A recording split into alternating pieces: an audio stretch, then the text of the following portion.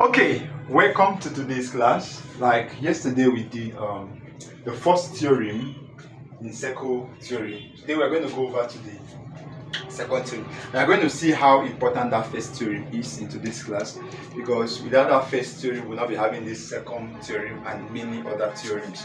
So the second theorem states that angles in the same segment are equal, or you can say it this way. You can also say that angles subtended at the circumference by the same segment, by the same chord, are equal. So either way you say it, it's actually saying the same thing. You can say angles in the same segment are equal, or you can say angles subtended at the circumference by the same chord are equal.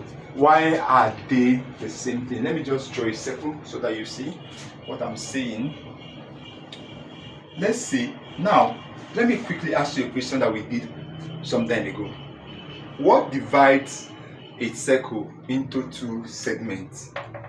What divides a circle into two segments? We know that it's actually a chord that divides a circle into two segments. A chord touches point A, any 2 points at the circumference of a circle.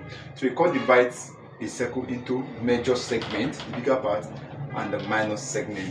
Now, what this theorem is saying is that any angle that falls within this segment, they are equal. Any angle that falls from this chord within this segment, they are equal. And also any angle that falls, let me just give you, if I have something like this and I also have something like this, right? These two angles falls within this minus segment. It means that anything I have here will also be what I have here. Is that okay? It will also be what I have here. Also, if I have, let's say I have some angles from this segment. Let's say I have some angles from here. Because these angles all falls within this major segment, anything I have here will also be what I'll have here. It will also be what I'll have here. So if I have A here, I have B here, and I have C here, it means that A is equal to B is equal to C. Remember, they are all in degrees. Is that okay? So this is what the theorem states, that any angle that falls within the same segment are all equal. Before we go on to prove it, let me also show you. I want to explain this other order. They are actually the same thing. Is that okay? The other one says that both this theorem, both of them are saying the same thing, but I just want to show you. Now, the other one says that angles subtended at the circumference by the same chord are equal. Of course, I can draw the same thing. I'll have my chord A and B, right? It says angles subtended at the circumference by the same chord are equal. So it is the same chord that sustains this angle. It's also the same chord that sustains this angle. It means that whatever I have, if I have X here and I have Y here, it means that X is equal to Y. Whew. So having known this now, you can now ask, how do we know that this theorem is actually true? Can we really prove this? Can we really prove this? Now, remember yesterday I proved to you that any angle you have at the circumference is half of the angle you have at the center, right?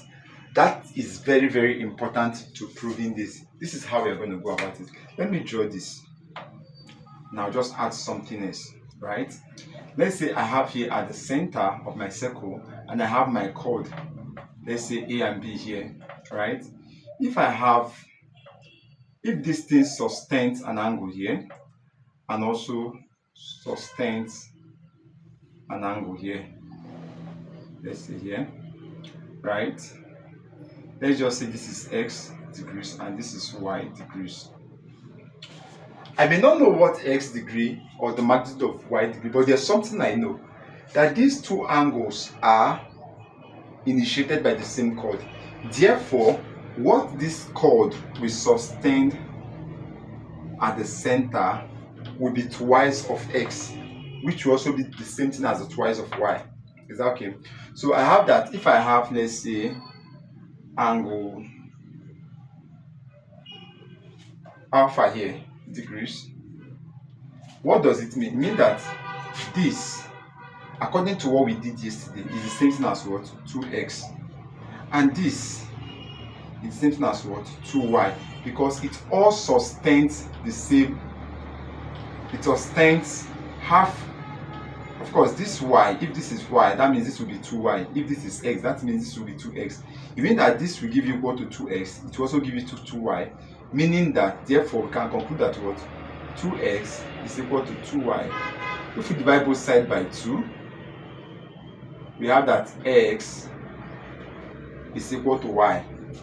X is equal to y. So whatever you have, whenever you have a chord that sustains angles, no matter how, even if there are 5 angles at the circumference, we actually know that those angles are equal. Is that okay? Those angles are always equal. Is that okay? Now let me just give you something you can play with. Something you can actually play with. Something just like an exercise. For example, let's say I have a circle. Don't mind my rough sketch. And this is a chord. Let's say this sustains, let's say 45 degrees here.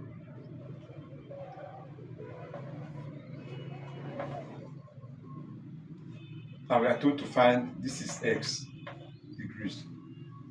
What will it be? We can just say that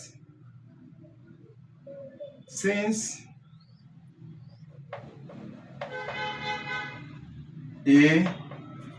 chord AB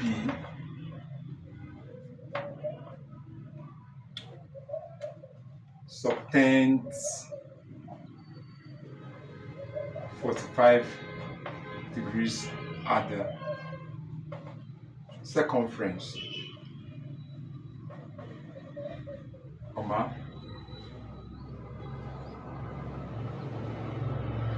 and x degree also at the circumference. We can conclude that 45 degrees is equal to s degrees. Because of what? They are, you can put in bracket, angles of the same segment or angles of the same chord. Is that okay? And just simple like this, you have your answer. So your x is what? 45 degrees. So ensure you do your assignments. I'm going to be giving you assignments to do, and also tell your friends about the class. Invite your friends to join our classes.